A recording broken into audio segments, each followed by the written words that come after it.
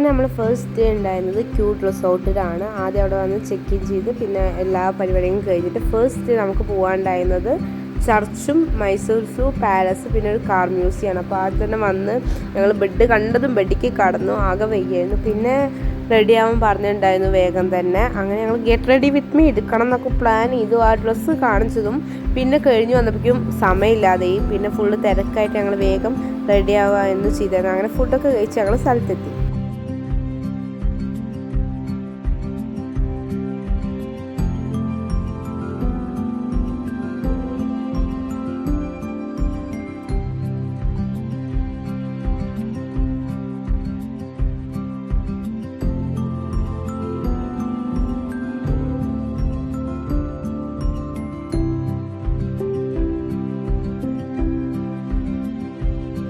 അങ്ങനെ അതൊക്കെ കഴിഞ്ഞിട്ട് ഫുഡ് കഴിച്ചിട്ട് പാലസും മ്യൂസിയവും കാണാനാണ് പോയത്.